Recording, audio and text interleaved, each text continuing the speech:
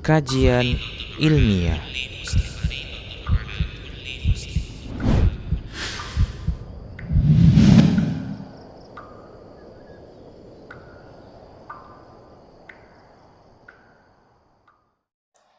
Assalamualaikum warahmatullahi wabarakatuh. Innal hamdalillah nahmaduhu wa nasta'inuhu wa nastaghfiruh wa na'udzu billahi min shururi anfusina wa sayyiati a'malina. May yahdihillahu fahuwal muhtadi wa may yudlil falan tajida lahu waliyyan mursyida. Asyhadu an la ilaha illallah wahdahu la syarika lah wa asyhadu anna Muhammadan 'abduhu wa rasuluhu alladzi la nabiyya ba'dah. Wa qala Allah Subhanahu wa ta'ala, ya ayyuhalladzina amanu taqullaha haqqa tuqatih wa la tamutunna illa wa antum muslimun. Ya ayyuhalladzina amanu taqullaha wa qulu qawlan sadida yuslih lakum a'malakum wa yaghfir lakum dhunubakum wa may yuti'illaha wa rasulahu faqad faza fawzan 'azima. Ya ayyuhan nasu taqu rabbakumul ladzi khalaqakum min nafsin wahidah wa khalaqa minha zawjaha wa batha minhuma rijalan katsiran wa nisaa'a wattaqullaha alladzi tasaaluna bihi wal arham innallaha kana 'alaikum raqiba. Amma ba'du, nastaqal hadithi kitabullah wa khairal hadi hadi Muhammad sallallahu alaihi wasallam wa syarral umur muhdatsatuha wa kullu muhdatsatin bid'ah wa kullu bid'atin dhalalah wa kullu dhalalatin finnar.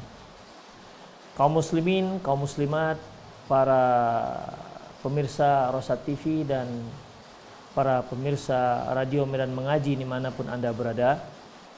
Alhamdulillah, sore hari ini kita lanjutkan kajian kita tentang sunnah-sunnah harian, yaitu terkait dengan rambut. Kalau kita mendengar kata rambut, itu umumnya yang terbayangkan oleh kita adalah rambut yang tumbuh di kepala. Karena itu yang sangat menonjol. Dan seorang yang memiliki rambut itu merupakan salah satu nikmat yang Allah anugerahkan kepada dia. Ada dalam sebuah hadis di mana 3 orang dari Bani Israel, mereka memiliki kekurangan pada tubuhnya. Yang satu orangnya memiliki kulit berpenyakit sopak, putih-putih. Ada penyakit kulit. Yang satu orangnya botak, tak tumbuh rambut di kepalanya. Yang satu lagi a'ma, yaitu buta. Ketika diajukan kepada mereka, yang 3 orang ini, apa yang mereka inginkan? Apa yang paling mereka idam-idamkan? Maka mereka mengatakan, ya Allah, hilangkan semua yang ada, penyakit yang ada, kekurangan yang ada pada tubuh mereka. Yang punya penyakit sopak di kulitnya ingin memiliki kulit yang mulus. Yang kepalanya botak tak tumbuh rambut kepingin memiliki rambut yang bagus. Yang buta ingin bisa melihat. Oleh karena itu mereka yang memiliki rambut itu merupakan anugerah yang Allah berikan kepada dia, rezeki dan nikmat. Terutama bagi kaum wanita yang rambut merupakan salah satu mahkota mereka. Mereka akan terlihat lebih cantik, lebih menawan apabila mereka memiliki rambut yang bagus. Ikhwafidin rahimani Allah wa iyyakum. Oleh karena itu di dalam Islam ada aturan. Ada sunnah-sunnah yang terkait dengan rambut.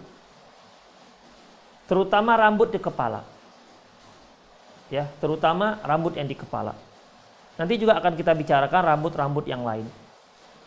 Taib. Sebagaimana yang kita katakan tadi, mereka yang Allah berikan anugerah berupa memiliki rambut di kepalanya, maka yang harus dia perhatikan yang pertama yaitu hendaklah dia rawat rambutnya. Hendaklah dia rawat rambutnya. Dan ini merupakan salah satu tanda syukur kita kepada Allah Subhanahu wa taala yang telah mendapat anugerah berupa rambut. Allah Subhanahu wa taala firman, la in syakartum la azidannakum. Kalau kalian bersyukur, aku akan tambah nikmatku kepada kalian. Salah satu nikmat adalah rambut. Mereka yang mensyukuri nikmat Allah, bersyukur atas nikmat Allah berupa rambut, Allah akan tambah. Allah akan tambah nikmat-nikmat yang lain. Hanya saja tinggal kita, bagaimana cara mensyukuri nikmat Allah yang berupa rambut ini. Caranya ikhwah, yang pertama yaitu kita harus merawat dan memuliakan rambut kita. Jangan dibiarkan acak-acakan, jangan dibiarkan tak terawat. Dalam hadis yang diriwayatkan oleh Imam Abu Daud, Rasulullah sallallahu alaihi wasallam bersabda, "Man kana lahu sya'r falyukrimhu." Barang siapa yang memiliki rambut, hendaklah dia memuliakannya. Hendaklah dia muliakan. Jadi ketika seorang punya rambut, dia muliakan itu bagaimana? Ikhwafiddin, dia keramas, ya, dia basuh rambutnya, kemudian dia minyaki rambutnya. Ini merupakan salah satu cara dalam merawat dan memuliakan rambut yang kita miliki. Jangan dibiarkan tanpa perawatan. Ya kalau zaman kita sekarang keramas dengan sampo ataupun dengan sabun rambut yang tepat, yang cocok. Demikian ikhwatiddin, ya. Dan itu merupakan termasuk dalam tuntunan Rasulullah sallallahu alaihi wasallam. Sekali lagi, sebagaimana prinsip kita dalam mempelajari sunnah-sunnah harian ini, ya, yang perlu kita ulang-ulang, ketahuilah bahwasanya ikhwatiddin, bukan hanya orang muslim saja yang merawat rambutnya. Orang-orang kafir pun merawat rambutnya. Bahkan mereka rela merogoh koceknya jutaan demi untuk rambutnya, untuk krimbat dan lain-lainnya. Ya. Untuk moisturizer dan lain-lainnya. Oleh karena itu ikhwatiddin, kita sebagai seorang muslim juga harus bersikap sama dengan nikmat Allah ini. Hanya bedanya, ketika kita merawat rambut kita, haruslah motivasi pertama kita itu adalah karena ini merupakan sunnah Rasulullah Sallallahu Alaihi Wasallam.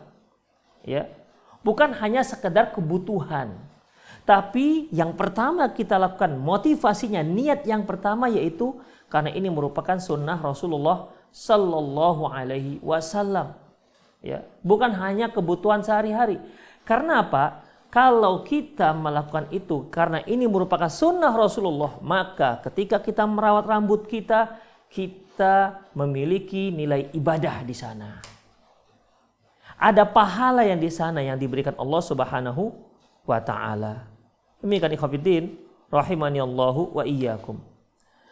Dalam sebuah hadis yang lain, ketika Rasulullah Sallallahu Alaihi Wasallam melihat ada seorang sahabat yang rambutnya acak-acakan, ya, nggak beraturan rambutnya, acak-acakan. Lantas apa kata Rasulullah kepada dia?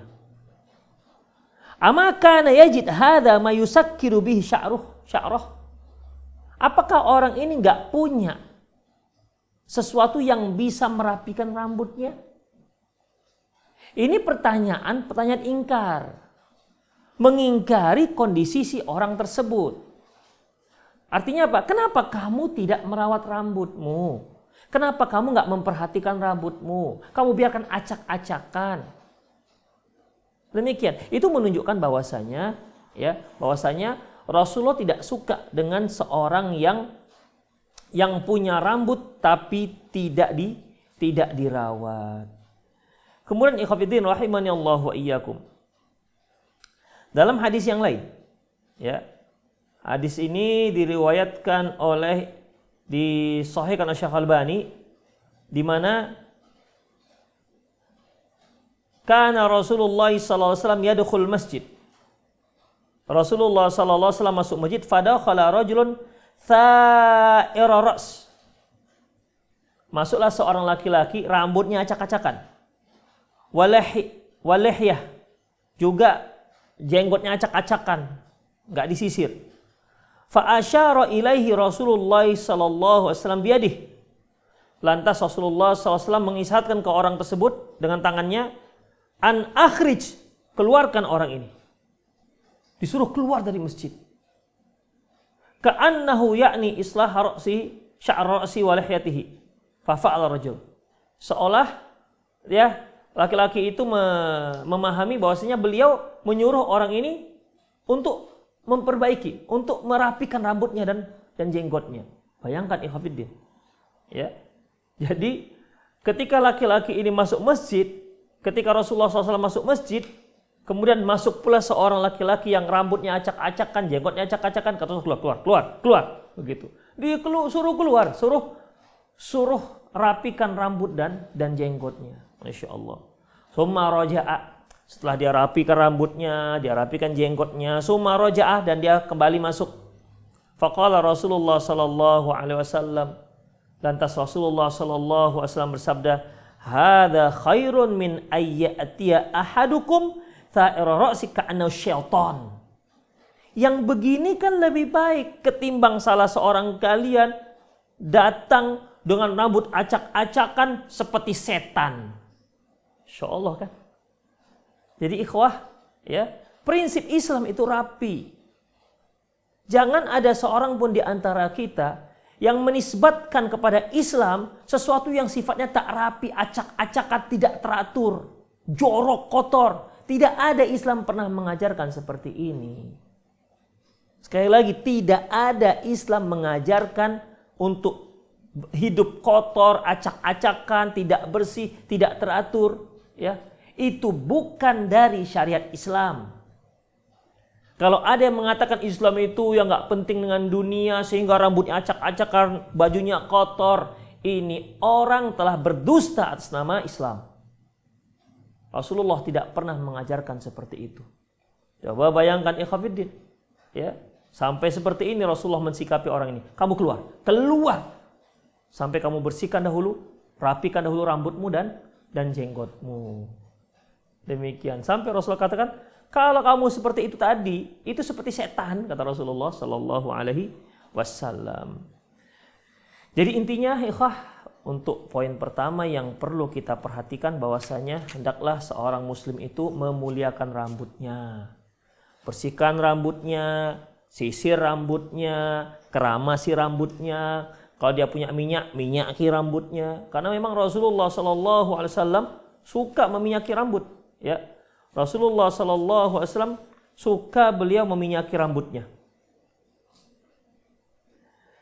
Kemudian ikhwatiddin rahimani Allah wa iyyakum, selanjutnya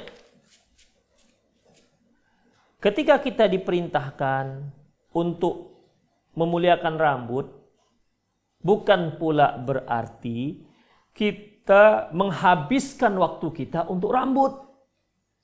Berapa banyak anak zaman sekarang, nggak tua, nggak muda, nggak setengah baya, ya, perhatian mereka full dengan rambut seolah tidak ada yang lebih penting ketimbang rambut. Hari ini begini, besok begitu. Wah, hari-hari pokoknya setiap hari entah berapa kali dia memperhatikan rambutnya. Sesuatu yang sudah berlebihan tidak dibenarkan dalam Islam. Oleh karena itu ikhwah, dalam sebuah hadis yang diriwayatkan oleh Imam Ahmad dan Imam Abi Daud dan Imam Nasai, Rasulullah sallallahu alaihi wasallam, anna nabiyya sallallahu alaihi wasallam naha 'anit tarajjuli illa ghibban. Bahwasanya Nabi sallallahu alaihi wasallam melarang bersisir kecuali ghibban. Apa yang dikatakan ghibban? Ghibban yaitu ikhwatiddin, tidak terus-terusan menyisir rambutnya. Ya, tidak terus-terusan menyisir rambutnya. Juga ada yang mengatakan ghibban itu satu hari dia bersisir, besok ya sudah, besok tidak usah bersisir. Itu namanya ghibban. Artinya apa ikhwatiddin? Dalam memuliakan dan memperhatikan rambut ini bukan berarti kita habiskan waktu kita untuk rambut. Ya. Bukan begitu. Kita habiskan waktu kita ke salon setiap hari misalnya. Hanya untuk rambut. Kita habiskan uang kita hanya untuk rambut. Ini juga sudah berlebihan. Tidak dibenarkan dalam Islam. Dalam hadis yang lain yang diriwayatkan oleh Imam Nasai, ya, sebagian sahabat berkata, kana Nabiullah sallallahu alaihi wasallam yanhana 'anil irfah. Nabi sallallahu alaihi wasallam melarang kami dari irfah. Qulna wa mal irfah? Kami bertanya, apa yang dikatakan irfah? Qal at-tarajjul kulla yaumin, yaitu bersisir setiap hari. Jadi ikhwah, kita memuliakan rambut kita, tapi bukan berarti kita habiskan waktu kita hanya untuk memperhatikan rambut. 2. Yang ketiga, bersisir. Bagaimana sunnahnya dalam bersisir? Dalam hadis yang diriwayatkan oleh Imam Bukhari, yang kemarin juga pernah kita baca, yaitu dari Aisyah radhiyallahu anha, qalat, dia berkata, kana Rasulullah sallallahu alaihi wasallam yuhibbut tayammun. Rasulullah sallallahu alaihi wasallam sangat menyukai, sangat suka mendahulukan yang sebelah kanan. Fitana ulihi, ketika memakai sendal. Watarajjulihi, dan ketika bersisir. Watatahhurihi, dan ketika bersuci. Wa fi sya'nihi kullih, dan untuk seluruh urusan kehidupannya. Coba perhatikan, yang pertama tadi beliau menyukai mendahulukan yang sebelah kanan, yaitu memakai sendal. Yang kedua, bersisir. Oleh karena itu ikhwah, ya, ketika seorang itu bersisir, maka disunnahkan bagi dia untuk bersisir, menyisir yang sebelah kanan. Ya, untuk menyisir yang sebelah kanan. Sebagaimana kata Aisyah radhiyallahu anha, bahwasanya Rasulullah sallallahu alaihi wasallam, ya, beliau bersisirnya itu belah tengah, ya, belah tengah. Kemudian disisir dahulu yang sebelah kanan. Setelah selesai baru kemudian menyisir yang sebelah kiri. Itulah aturannya ikhwah dalam bersisir. Intinya apapun cara Anda bersisir, apakah belah tengah ataukah belah pinggir atau belah manapun, maka sisirlah dulu yang sebelah kanan, baru kemudian yang sebelah kiri. Laki maupun perempuan sama, ya, baik laki maupun perempuan. Kemudian ikhwatiddin rahimani Allah wa iyyakum, selanjutnya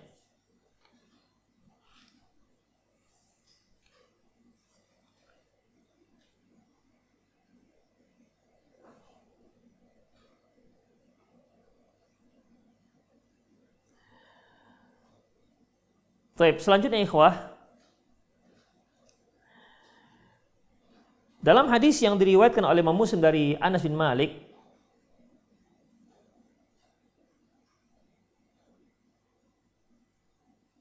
anna Nabiya sallallahu alaihi wasallam lamma halaqa fi hujjatil wada', bahwasanya Nabi sallallahu alaihi wasallam ketika beliau mencukur kepalanya.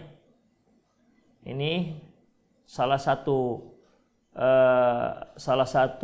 cara bertahallul untuk laki-laki, yaitu mencukur habis rambutnya. Rasulullah mengatakan, rahimallah al-muhalliqin, Allah merahmati laki-laki yang mencukur kepalanya. Mencukur tadi, menggundul kepalanya. Sahabat bertanya, wa muqassirin? Sahabat bertanya, kalau yang dipangkas gimana ya Rasulullah? Rasulullah mengatakan, rahimallahu al-muhalliqin, Allah merahmati laki-laki yang menggundul kepalanya, mencukur habis rambutnya. Wal muqassirin, yang memangkas gimana ya Rasulullah? Rahimallahu al-muhalliqin. Sampai 3 kali. Rasulullah mengatakan Allah merahmati, sayang kepada laki-laki yang menggundul kepalanya, mencukur habis kepalanya. Sahabat kembali bertanya, wal muqassirin? Wal muqassirin. Yang keempat baru disebutkan muqassirin. Jadi untuk laki-laki yang tahallul itu ada 2 cara. Gundul habis kepalanya, botak, atau pangkas seluruhnya. Dipangkas seluruhnya, ya tinggal agak-agak 1 atau 2 sisir. Ya, itu sunnahnya ikhwafiddin. Baik, ketika haji wada, Rasulullah Shallallahu Alaihi Wasallam mencukur kepalanya. Apa yang beliau perintahkan kepada si tukang cukur? Apa katanya? Nawal halak janiba ra'sihil aiman dia berda'a bihi. Rasulullah memberikan kepalanya yang sebelah kanan dengan tujuan agar dia mencukur dulu kepala sebelah kanan baru kemudian sebelah kiri. Jadi untuk mencukur kepala juga seperti itu. Seharusnya seperti itu. Ya, itu disunahkan. Untuk bersisir kanan dulu baru kiri. Kalau untuk membotak ya, menggundul, udah kanan dulu digundul baru kemudian sebelah kiri. Selanjutnya ikhwati fillah rahimani Allah wa iyyakum, yaitu terkait dengan meminyaki rambut. Insyaallah Rasulullah sallallahu alaihi wasallam suka meminyaki rambut, insyaallah ya. Jadi ini perlu dicontoh ikhwah. Jadi seorang muslim meminyaki rambut bukan niru para selebritis, enggak. Bukan karena meniru para model, enggak. Yang dia tiru adalah Rasulullah sallallahu alaihi wasallam. Dia memerawat rambutnya karena Rasulullah SAW, ikuti Rasulullah. Dia bersisir sebelah kanan dulu, mendahulukan sebelah kanan juga karena mengikuti Rasulullah SAW. Demikian juga ketika dia meminyaki rambutnya, ya. Ketika dia meminyaki rambutnya, dikarenakan mengikut Rasulullah SAW. Jadi bukan siapa-siapa. Jadi benar-benar idola dia itu memang Rasulullah SAW. Betul-betul kehidupannya penuh dengan sunnah Rasulullah SAW. Setiap aktivitasnya yang terbayangkan dia, ini adalah cara Rasulullah SAW. Dalam hadis yang diriwayatkan oleh Ibnu Arabi dalam Mu'jamnya dari Sahal bin Sa'ad, di mana annan Nabiyya sallallahu alaihi wasallam, bahwasanya Nabi sallallahu alaihi wasallam kana yukthiru duhna ar-ra's. Rasulullah sallallahu alaihi wasallam sering meminyaki rambutnya. Bahkan Aisyah pernah mengatakan seolah-olah menetes tuh minyaknya. Masya Allah kan. Jadi kita bisa bayangkan, kemarin kita sudah membahas tentang bagaimana pakaian Rasulullah Sallallahu Alaihi Wasallam. Hari ini kita sudah mempelajari mandinya Rasulullah, qada hajatnya Rasulullah, apalagi kemarin berpakaiannya Rasulullah Sallallahu Alaihi Wasallam. Sekarang bersisirnya Rasulullah. Udah bisa kita bayangkan tuh gimana kehidupan Rasulullah. Jadi bukan orang yang acak-acakan, nggak teratur, nggak bersih, kotor, jorok, bukan. Ya, bagaimana tuh Ya. Demikian ikhwah. Jadi kita udah terbayang kita lah bagaimana hidupnya Rasulullah Sallallahu Alaihi Wasallam. Rapi, masya Allah. Kalau bahasa orang Medan steady, ya, pakai minyak, masya Allah. Kemudian ikhwah, bagaimana dengan panjang rambut? Ya, bagaimana dengan panjang rambut? Ikhwah, perlu kita ketahui bahwasanya mengenai rambut itu kita bisa ada pilihan, ya. Ada pilihan. Untuk rambut boleh kita mencukur botak, boleh. Boleh kita memangkas, boleh. Dan juga boleh dibuat panjang. Anda tinggal pilih yang mana. Pokoknya kalau Anda menjadikan Rasulullah sebagai idola, Anda lengkap pokoknya. Asalkan belajar. Tidak perlu kita dengan orang-orang kafir-kafir itu. Gak perlu kita meniru artis-artis yang gak jelas. Gak perlu kita meniru model-model. Cukup pada diri Rasulullah SAW. Lengkap dan komplit. Tapi ya itu. Untuk tahu harus belajar. Gak bisa. Hanya duduk-duduk, main game, tiba-tiba tahu sunnah Rasulullah. Bayangkan ikhwatiddin. Ketika Anda merawat rambut, ketika Anda memanjangkan rambut, Anda niatnya sedang meniru Rasulullah, Anda dapat pahala. Bayangkan, ya. Anda dapat pahala. Itu banyak orang yang memanjangkan rambutnya tapi tidak dapat pahala. Kenapa? Karena yang ditirukan bukan Rasulullah sallallahu alaihi wasallam. Ikhwatiddin rahimani Allah wa iyyakum. Taib. Seberapa sebenarnya panjang rambut Rasulullah sallallahu alaihi wasallam? Dalam hadis yang diriwayatkan oleh Imam Al-Bukhari dari Bara bin Azib,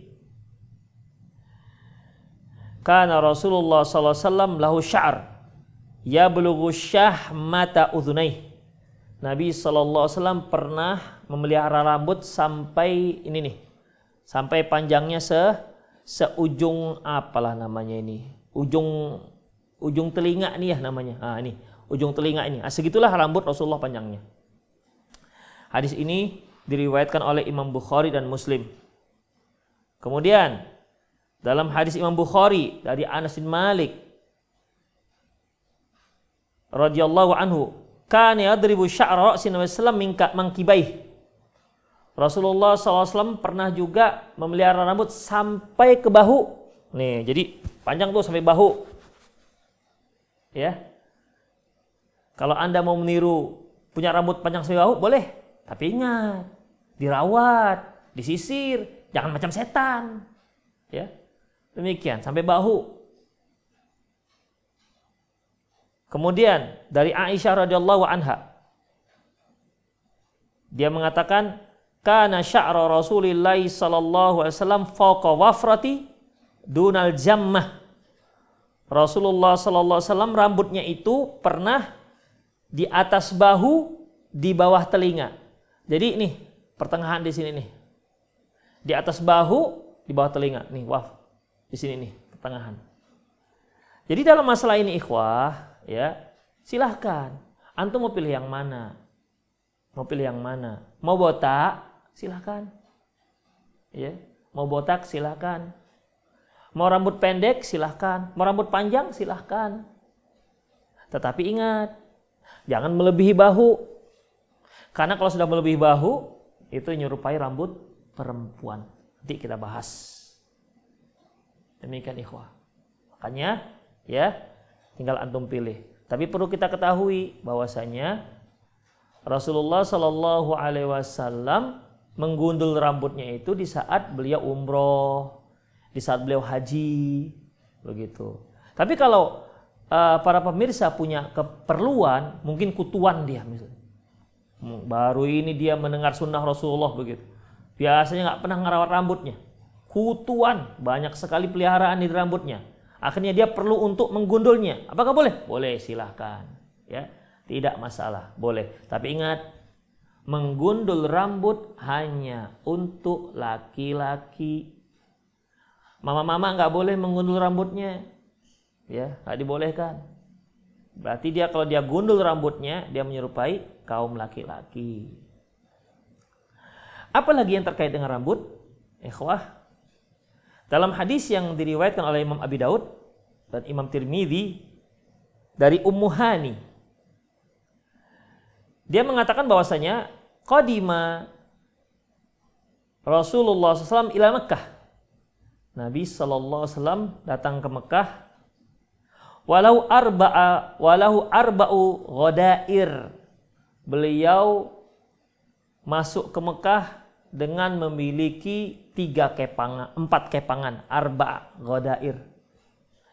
Ya tentunya ini kalau seorang punya rambut sebahu masih bisa dia kepang sampai 4 kepang. Jadi kalau para pemirsa ingin mengepang rambutnya laki-laki boleh, enggak tasyabuh dengan perempuan. Rasulullah pernah mengepang rambutnya 4 kepangan. Demikian, silakan, tidak masalah. Ya tapi kalau dia botak jangan dikepang karena memang nggak bisa dikepang kan. Demikian. Atau kalau rambutnya macam saya begini dia nggak bisa dikepang. Kalau dia mau kepang ikut Rasulullah, ingin tiru Rasulullah sekali-sekali, ya, dia panjangkan rambutnya dia kepang. Itulah ikhwafiddin. Ya kalau untuk sekarang saya kira jangan dulu lah. Kenapa? Nanti dikira perempuan. Ya kita harus sosialisasi dulu lah. Kita cari sunnah yang lain. Demikian. Atau kalau memang mau menjelaskan, loh kamu kok pakai kepang-kepang nih seperti perempuan? Oh, Anda nggak tahu ada hadisnya Rasulullah pernah mengepang rambutnya 4 kepangan. Jadi dibolehkan.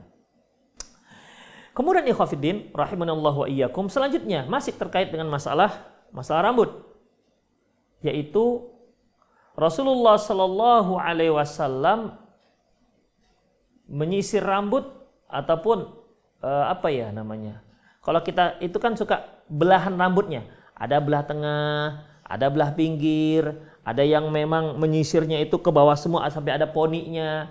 Kalau kita lihat kebiasaan di Afghanistan, di Pakistan, mereka suka itu isi rambutnya begini nih, diturunkan semua sampai berponi. Nah, berponi. Jadi mereka pasang pakai topinya bisa begini nih, gini bisa makainya. Jadi nampak poninya. Demikian ikhwah. Jadi dalam sebuah hadis, ya, yang diriwayatkan oleh Imam Bukhari dan Imam Muslim dari Ibnu Abbas radhiyallahu anhuma, kana Nabi sallallahu alaihi wasallam sadala nasiyatahu. Nabi SAW awalnya beliau menyisir rambutnya begini nih. Sisir begini. Kemudian summa farraqa ba'du. Kemudian setelah itu beliau memakai belahan rambut. Jadi tidak ada masalah.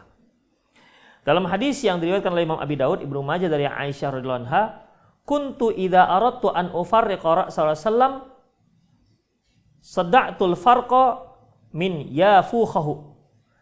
Bahwasanya apabila aku ingin membuat belahan rambut Rasulullah SAW, maka aku belah tengah.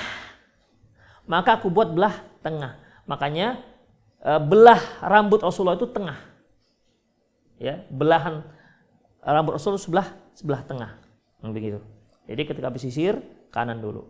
Itulah Rasulullah SAW. Jadi kalau Anda mau belah tengah, ya lihat, ya lakukanlah. Dan itu Rasulullah SAW melakukannya.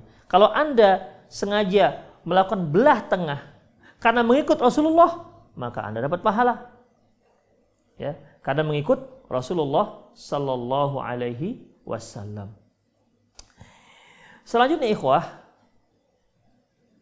masih tentang rambut, yaitu ketika kita cukur kepala, nggak boleh sebahagian kita cukur, sebagian ditinggalkan. Kadang-kadang kan karena model, ada pernah sempat model untuk para perempuan, rambutnya ini panjang, yang sebelah sini dicukur habis sebelah pinggir. Ada juga laki-laki tuh cukur habis keliling tinggal atas. Bahkan ada lagi parah lagi ikhwah, macam setan nampaknya. Cukur habis, ini panjang diikat lagi tuh, macam jin betul. Ya. Dan orang bangga, masya Allah, udah jelas macam setan seperti itu. Jadi ikhwah rahimani Allah wa iyyakum, ya, ini nggak dibolehkan, dilarang dalam Islam. Ini yang disebut dengan qaza. Dalam hadis yang diriwayatkan oleh Imam Bukhari dan Muslim, yang diriwayatkan oleh Imam Bukhari dan Imam Muslim dari Abdullah bin Umar, anna Nabiyya sallallahu alaihi wasallam naha 'anil qaza.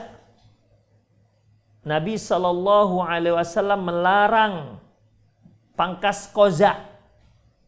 Qila lin Nafi', ditanyakan kepada Nafi'. Nafi' ini yang meriwayatkan dari Abdullah bin Umar. Abdullah bin Umar yang meriwayatkan hadis ini dari Rasulullah sallallahu alaihi wasallam. Jadi Abdullah bin Umar menceritakan kepada Nafi', Rasulullah melarang pangkas qaza. Dan murid-murid Nafi' bertanya, ketika Nafi' menceritakan tentang hadis ini, orang-orang bertanya, qaza itu apa ya Nafi'? Qaza itu apa ya Syekh? Apa kata Nafi'?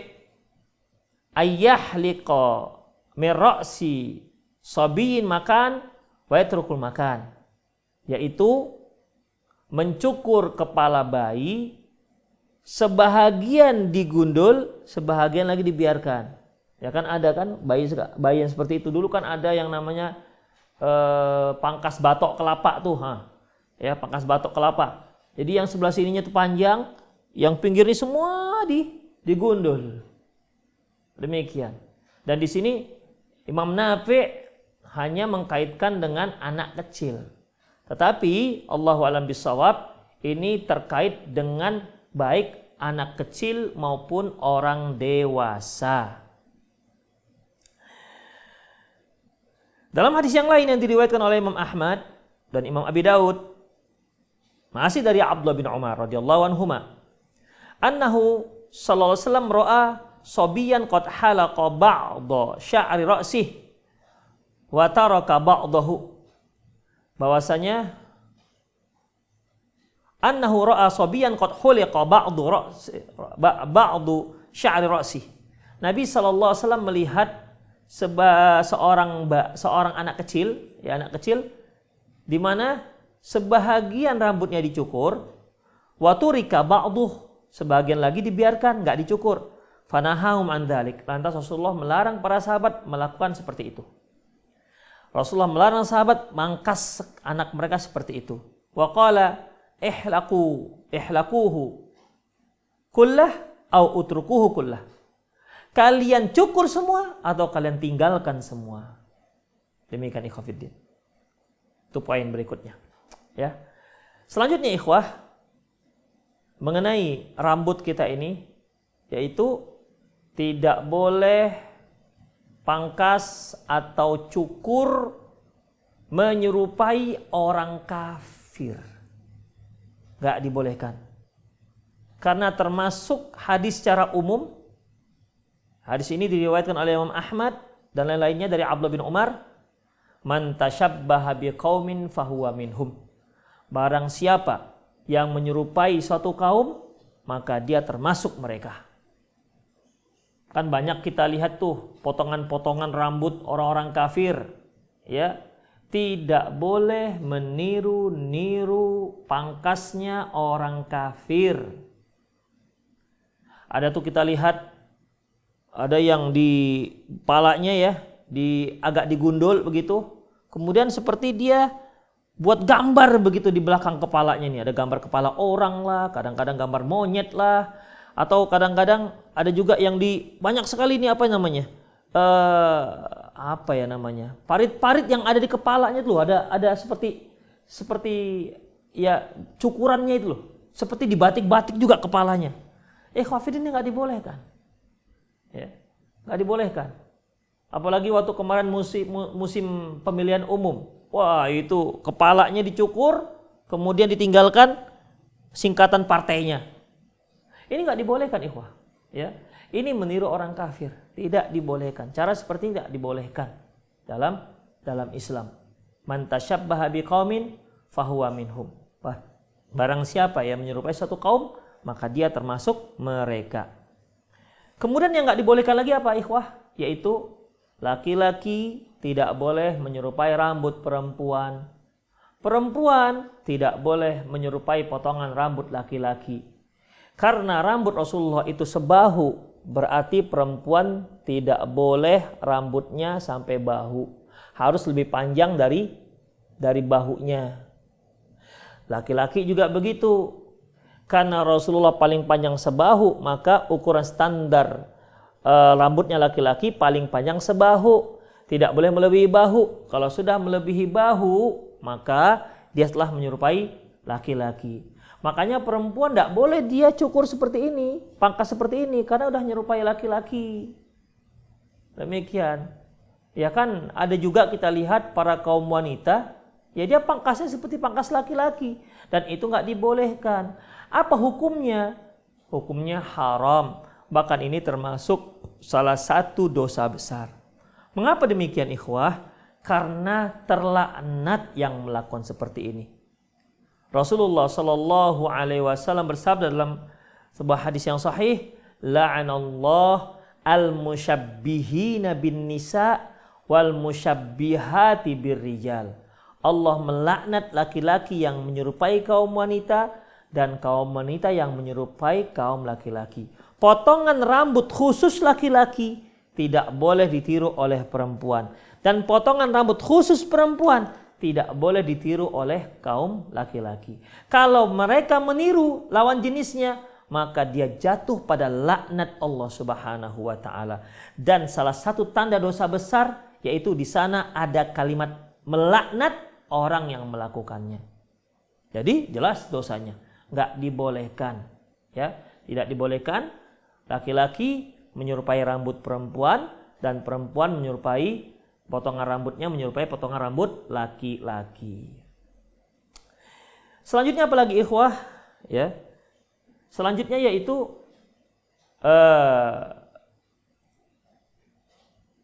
tidak dibolehkan menyambung rambut. Ya.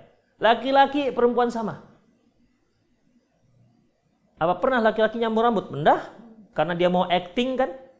Maka dia pakai rambut wig. Maka nggak dibolehkan ikhwatiddin. Rambutnya agak tipis, dia kepingin punya rambut yang sebahu misalnya. Walaupun memang sebahu itu Rasulullah juga sebahu. Tapi karena ini rambutnya rambut wig, rambut palsu, maka itu tidak dibolehkan. Seorang perempuan, ya seorang wanita, karena rambutnya sedikit, maka disambunglah rambutnya supaya terlihat banyak rambutnya. Demikian. Ya. Maka ini dibolehkan. Terkadang yang pakai jilbab itu juga seperti itu. Disambung rambutnya, kemudian dipelintir di belakangnya ini seperti punuk unta supaya terkesan rambutnya itu banyak. Ini enggak dibolehkan, haram hukumnya. Dalam sebuah hadis yang diriwayatkan oleh Imam Bukhari dari Abdullah bin Umar, kana Nabi sallallahu alaihi wasallam, Nabi sallallahu alaihi wasallam bersabda, la'anallahu al-wasilah wal mustausilah. Rasulullah Allah melaknat wanita yang menyambung rambutnya dan wanita yang menyambungkan rambut. Jadi ada wanita yang disambungkan rambutnya dan juga ada orang yang menyambungkan rambut. Walaupun si pelakunya ini misalnya salon nih, ya, dia masuk salon. Ada ibu-ibu yang minta disambungkan rambutnya supaya nampak terlihat lebat begitu, banyak tuh disisip-sisip dari belakang begitu supaya lebat. Maka nggak dibolehkan ikhwatiddin, ya nggak dibolehkan disambungkan. Tapi yang si salon yang menyambungkan rambut dia juga terlaknat walaupun rambutnya tidak bersambung karena dia pelaku yang menyambungkan tuh rambut. Maka Rasulullah katakan la'anallahu al-wasilah wal mustausilah. Allah melaknat wanita yang menyambungkan rambut dan wanita yang disambungkan rambutnya. Bagaimana kalau laki-laki? Laki-laki malah dapat dua. Karena yang namanya menyambung rambut itu perhiasan untuk kaum perempuan. Makanya di sini bentuknya wasilah muannas, wal mustausilah itu muannas. Karena yang menyambung rambut itu merupakan salah satu cara kaum wanita untuk menghiasi dan mempercantik dirinya. Jadi kalau ada laki-laki yang berdandan seperti dandan perempuan, maka dengan cara menyambung rambutnya, maka laknatnya dapat dua. Pertama, terlaknat karena dia menyerupai kaum perempuan. Yang kedua, terlaknat karena dia menyambung rambutnya. Demikian ikhwatiddin, para pemirsa rahimani Allahu wa iyyakum. Oleh karena itu tidak dibolehkan menyambung rambut. Selanjutnya, tidak dibolehkannya mencabut uban. Ya. Kalau sudah mulai tua, macam saya nih sudah mulai beruban, maka Rasulullah sallallahu alaihi wasallam melarang mencabut uban. Dalam hadis yang diriwayatkan oleh Imam Nasa'i dan Imam Tirmidzi, dihasankan oleh Imam Tirmidzi dari Abdullah bin Amr, anna Nabiyya sallallahu alaihi wasallam naha an natfi syaib. Nabi sallallahu alaihi wasallam melarang mencabut uban. Tapi ada orang yang beralasankan minta cabutkan ubannya oleh anaknya itu di kepalanya. Alasannya apa? Gatal. Jadi nggak dibolehkan. Ya. Kadang-kadang pakai ongkos tuh lagi tuh. Satu uban cepek. Ya, anak-anak satu uban cepek dapat 10, dapat 1000 dia. Semakin semangat tuh uban dicariin. Ikhwah, tidak ada alasan. Jadi kalau Anda beruban dan gatal gara-gara uban itu, cari obat supaya membuat nggak gatal. Itu dia. Saya beruban nih, tapi nggak ada gatal. Kok bisa Anda gatal? Apa masalahnya Anda? Oleh karena itu ikhwah, ya, tidak boleh mencabut uban. Kemudian, selanjutnya, bagi yang punya uban disunnahkan untuk merubah warna ubannya dengan inai. Ya, macam saya ini. Sebenarnya disunnahkan ini untuk merubah warnanya, jangan putih, tapi dirubah menjadi ya kemerah-merahan atau coklat misalnya. Yang yang penting jangan diinai dengan warna hitam. Karena zaman sekarang tuh banyak sekali warna-warna inai. Jangan warna hitam. Jadi udah jelas ini putih nih, dibuat jadi hitam sehingga lebih muda 15 tahun. Nanti dikira orang anak lajang padahal kakek-kakek. Oleh karena itu ikhwatiddin, Rasulullah melarang. Jangan pakai hitam, pakai warna yang lain. Ya, entah kemerah-merahan atau merah sama merah misalnya, atau warna coklat muda atau coklat tua, silahkan. Yang jelas yang tidak dibolehkan adalah warna hitam. Dalam sebuah hadis yang sahih dari Abi Hurairah radhiyallahu anhu, anna Nabiy sallallahu alaihi wasallam kana ya'muru bitaghyiri sya'r. Bahwasanya Nabi sallallahu alaihi wasallam menyuruh untuk merubah warna rambut. Mukhalafata lil a'jam, untuk menyelisih orang-orang yang non Arab. Dalam hadis yang lain, ini malah lebih tekankan perintah lagi, yaitu hadis yang diriwayatkan oleh Imam Bukhari dan Imam Muslim dari Abu Hurairah, innal yahud wan nasara la yasbaghun. Yahudi dan Nasrani enggak mau merubah warna ubannya. Fakhalifuhum, selisihi mereka. Jadi seorang muslim sudah selayaknya merubah warna ubannya. Apalagi kalau sudah mulai putih semua, maka itu lebih ditekankan lagi, ya, lebih ditekankan lagi. Kemudian ikhwah, pernah ayahnya Abu Bakar radhiyallahu anhu ketika dia masuk Islam itu sudah putih semua. Rasulullah suruh dia untuk merubah warna tersebut dengan inai. Dan dalam hadis yang diriwayatkan oleh Imam Muslim dari Jabir, apa kata beliau? Ghayyiru hadza bi syai'. Rubahlah warna ubannya dengan warna lain, dengan sesuatu. Inailah apalah, ya. Wajannibus sawat, tapi jangan pakai yang warna hitam. Selanjutnya, untuk jenggot, kan rambut juga ini. Rambut yang tumbuh di dagu, jenggotlah namanya. Untuk yang rambut yang tumbuh di jenggot ini bagaimana? Boleh nggak kita botak atau cukur? Atau kita rapikan, atau kita biarkan sampai pusat, atau bagaimana? Ya, Rasulullah SAW bersabda dalam hadis yang diriwayatkan oleh Imam Muslim dan dari Abu Hurairah, jazus syawarib, rapikan kumis kalian. Artinya apa? Jangan dibiarkan turun begitu sampai nutupi bibir. Nggak boleh. Itu batasnya batas garis bibir. Itulah batas garis untuk kumis. Ya. Wa arkhu syawarib, dan pelihara jenggot kalian. Khaliful majus, selisih orang majusi. Selisih orang majusi. Karena majusi ikhwah, mereka pada waktu itu penampilan mereka kumis dibiarkan, masya Allah, kumis dibiarkan lebat sampai nutup bibir pun, ya. Kemudian jenggot dicukur. Ketika Raja Farsi mengutus orangnya untuk menghadap Rasulullah Sallallahu Alaihi Wasallam. Ketika Rasulullah melihat mereka, apa kata Rasulullah? Wailakum, man amarkum bihada. Celaka kalian ini. Siapa yang menyuruh kalian tampilan seperti ini? Tampilannya bagaimana ikhwah? Kumis lebat habis, jenggot cukur, ya, kumis begitu, melintang lebat sampai lewat bibir. Kemudian jenggot habis cukur. Makanya Rasulullah katakan, celaka kalian ini. Ini siapa yang nyuruh kalian seperti ini? Apa kata orang Farsi ini, utusan orang Farsi? Amarona Rabbuna. Raja kami yang menyuruh penampilan seperti ini. Apa kata Rasulullah? Tetapi Tuhan kami walakinna amarana rabbuna, tetapi kami disuruh oleh Tuhan kami untuk apa? Yaitu merapikan kumis dan memelihara jenggot. Makanya sepakat para ulama yang 4 bahwasanya jenggot wajib dipelihara. Ya, wajib dipelihara. Makanya para nabi-nabi dari dahulu sampai nabi terakhir itu berjenggot semua. Ya, tidak ada yang cukur jenggot mereka. Kemudian ikhwah rahimanallahu wa iyyakum. Nih, bagi yang punya jenggot nih, kadang-kadang kan kita lihat ya, dia sengaja pelihara jenggot, kemudian ditocangnya itu loh, dikepangnya jenggotnya.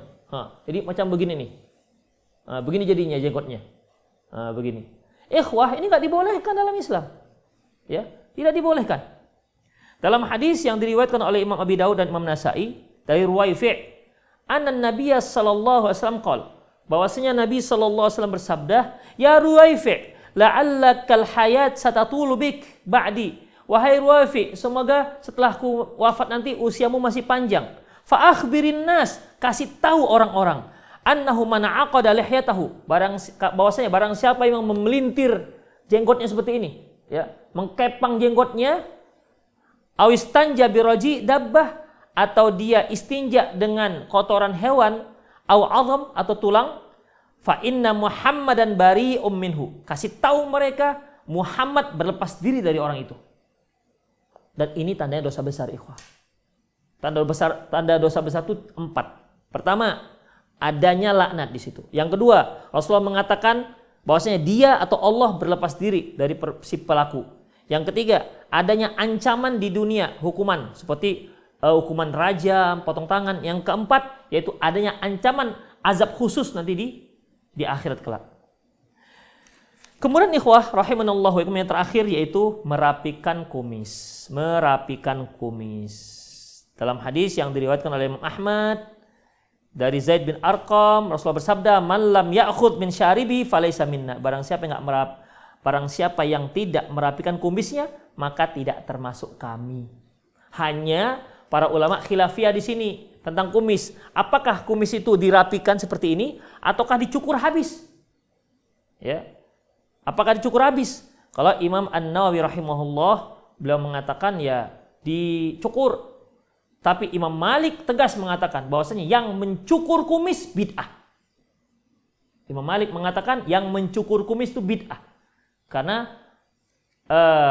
Rasulullah menyuruh untuk merapikan kumis, bukan untuk mencukur kumis. Demikianlah ikhwatiddin rahimanallahu ayyakum, sunnah-sunnah yang terkait dengan rambut. Adapun seperti rambut alis ya. Alis ini juga tidak dibolehkan bagi kaum ibu-ibu untuk mencukurnya atau mencabutnya. Rasulullah SAW melaknat mereka yang mencukur ataupun mencabut bulu alis untuk dirapikan begitu. Kecuali kalau memang beserak rambut alisnya begini, ya udah, berarti harus dirapikan, gak ada masalah. Karena jelek sekali kan kalau sampai beserak. Demikian juga kalau seorang wanita tumbuh janggutnya, ya, ada 5 tumbuh janggutnya, subur, atau berkumis dia, maka boleh dia cukur rambutnya, boleh dia cukur jenggotnya. Bagaimana dengan bulu-bulu di tangan, di kaki, ikhwah? Untuk laki-laki nggak dibolehkan, ya, untuk laki-laki nggak dibolehkan. Tapi untuk kaum wanita dibolehkan untuk sebagai kecantikan. Ya kalau dia betisnya begulung pula bulu kakinya itu kan, ikhwah, ya takut laki-laki jadinya. Tapi kalau laki-laki begulung, ya bulunya, dadanya berbulu, nggak ada masalah. Tapi kalau perempuan takut laki-laki nanti. Jadi para ulama berfatwa untuk kaum perempuan dibolehkan. Demikianlah ikhwatiddin, semoga apa yang kita bahas bermanfaat. Aqulu qouli hadza wastaghfirullah li wa lakum wa lisal muslimin innahu wal ghafurur rahim.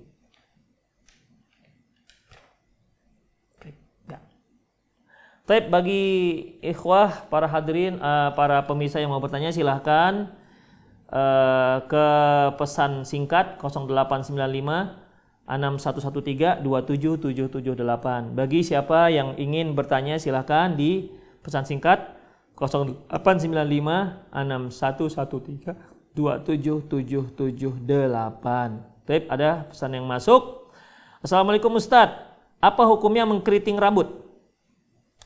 Ikhwah, sekarang ini kan memang seni untuk rambut itu sudah terlalu luas, ya.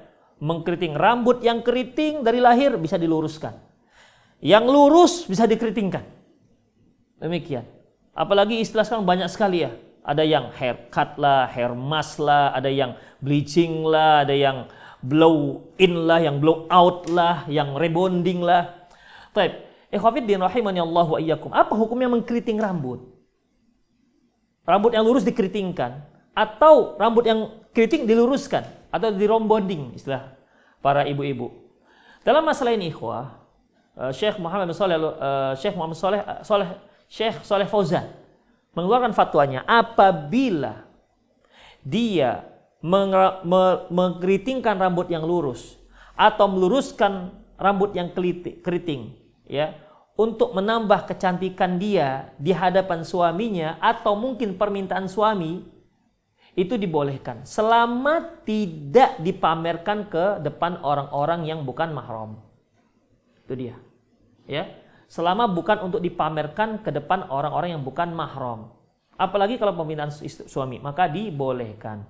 Jadi dalam masalah ini, model-model rambut yang dilakukan oleh banyak kaum ibu-ibu sekarang, selama dia tidak meniru orang kafir, karena ada merupakan ciri khas orang kafir tertentu, potongan rambutnya, maka nggak dibolehkan. Ya, tidak dibolehkan. Tapi kalau untuk menambah kecantikan dan itu bukan untuk dipamerkan ke hadapan orang lain yang bukan mahram, maka dibolehkan.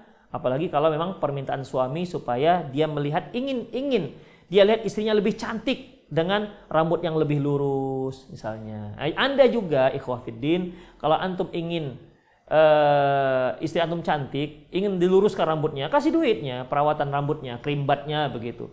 Rambut istri antum mau di blow out misalnya supaya lebih lebih padat misalnya, kasih duit. Jangan dikasih sasetan yang agak cepek yang 3.000 itu. Istri dikasih sampo sasetan yang 3.000, kepinginnya cantik seperti artis, dari mana dapatnya itu? Artis dari jonggol lah kalau begitu. Ikhwatiddin rahimani Allahu wa iyyakum. Jadi dalam masalah ini ya enggak ada masalah, ya, tidak ada masalah. Assalamualaikum Ustaz. Kalau kita mau bekam kepala harus dicukur sebahagian, apakah itu termasuk qadha?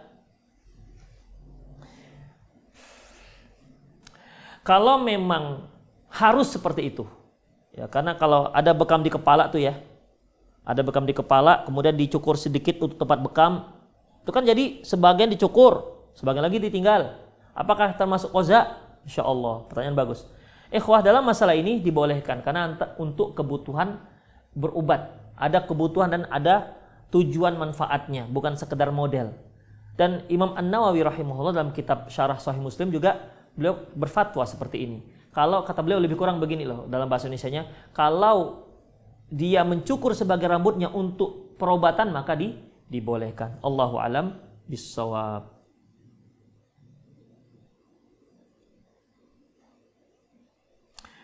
Saya mau tanya, suami saya sudah sebulan nggak sholat Jumat karena lagi pandemi begini Ustadz, tapi dia berulang kali minta izin mau sholat ke masjid. Bagaimana pandangan Ustadz di tengah pandemi begini? Kalau pemerintah di daerah anti melarang pergi ke masjid karena masalah pandemi corona ini, maka katakan pada suami anti jangan ke masjid, karena itu lebih besar maslahatnya. Tetapi kalau anti berada di daerah yang tidak dikhawatirkan akan corona misalnya, ya, dan pemerintah juga tidak melarang, pemerintah setempat ini kan, pemerintah setempat tidak melarang untuk ke masjid, maka ya dia boleh ke masjid tapi dengan syarat berhati-hati. Pakailah maskernya, ya, karena salah satu cara untuk untuk berhati-hati dengan cara pakai masker. Boleh. Ya boleh, sebagaimana telah kita jelaskan Kemarin ada yang bertanya tentang bagaimana sholat pakai masker. Boleh, ikhwatiddin. Memang Rasulullah pernah melarang, ya, melarang sholat pakai menutup kepala, mulut. Rasulullah SAW anitalathum. Nabi SAW melarang sholat menutup mulut. Tetapi kalau untuk satu kebutuhan dibolehkan. Sebagaimana ketika kita ingin bersin, ya, Rasulullah mengatakan ketika mau menguap, Rasulullah SAW mengatakan idza tatha'aba ahadukum falyaqdi mastata' wal yadha yadahu fi fihi. Apabila salah seorang kalian mau menguap, maka tahanlah semampunya dan letakkanlah tangan di atas mulutnya. Ini kan menutup nih namanya. Demikian. Jadi dibolehkan untuk satu keperluan. Demikian ikhwatiddin. Ataupun kalau memang dikhawatirkan dia sholat di rumah, tidak apa-apa, ya, karena fatwa ulama sudah dikeluarkan dalam masalah ini. Boleh dia sholat di rumah, tentunya dia nggak sholat Jumat, dia sholat zuhur di rumahnya. Demikian ikhwatiddin rahimanallahu wa iyyakum.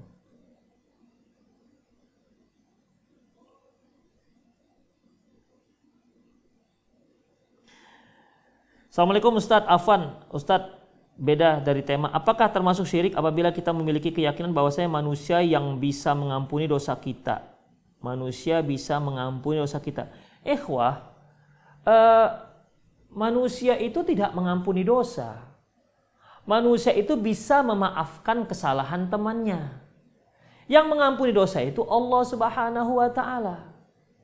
Demikian, ya.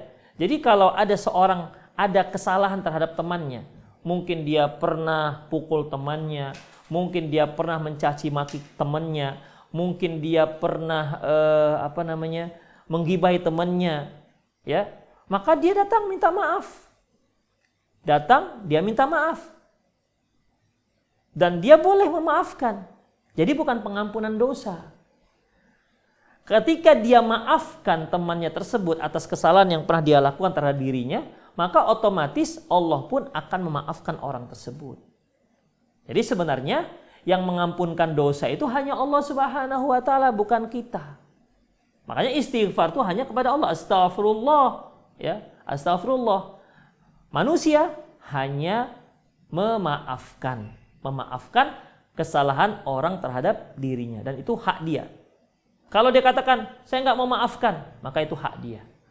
Ya, nanti akan ada hitungannya di hadapan Allah Subhanahu wa taala. Jadi sekali lagi, manusia tidak bisa mengampuni dosa. Yang ada adalah manusia itu memberikan maaf atas kesalahan yang dilakukan temannya terhadap dirinya.